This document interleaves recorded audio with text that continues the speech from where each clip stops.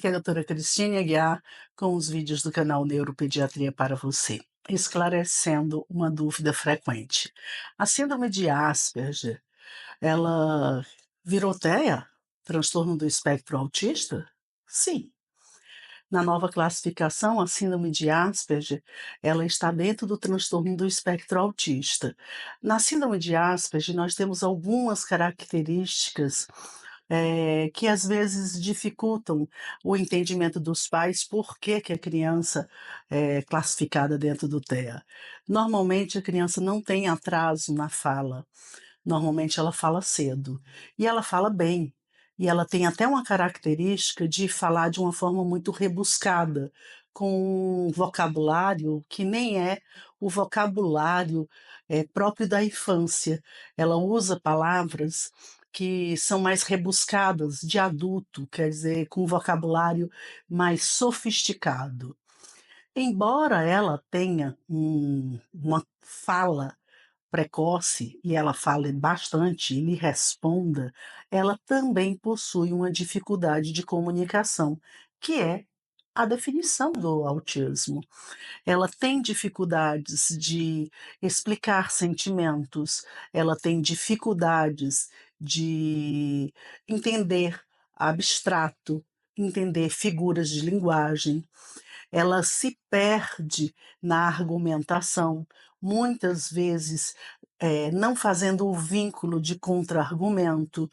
É uma dificuldade de comunicação leve e por isso ela entra no transtorno do espectro autista como sendo nível 1. Porém, eles podem ter também seletividade alimentar, eles podem ter sensibilidade auditiva, não costumam ter estereotipias e quando elas existem, elas são sutis. Porém, eles estão dentro do transtorno do espectro autista na última classificação. Por isso, nós não damos mais o diagnóstico de síndrome de Asperger.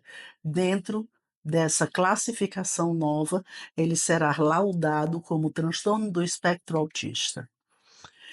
As dificuldades no Asperger são mais em relação à comunicação dessa parte mais sutil da comunicação, a montagem do discurso, a argumentação, contra-argumentação, entender interpretação de texto, porém eles têm inteligência normal.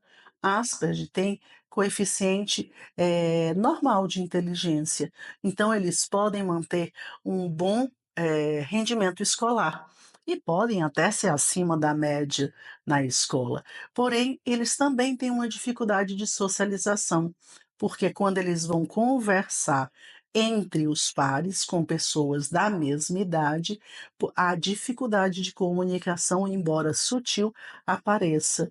E ele costuma ter uma tendência a se isolar, a não gostar da conversa das crianças da idade dele e gostar de conversar com adultos.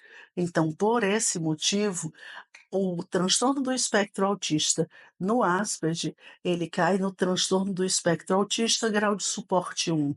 Porém, precisa ser trabalhado, porque eles têm uma rigidez de rotina, eles têm uma rigidez no que vão fazer e no que o outro vai fazer, tendo muitas repercussões na vida diária e podendo gerar conflitos, conflitos na escola, porque eles não compreendem e não aceitam muito bem a mudança de comportamento e a mudança de atitudes diante de uma mesma situação.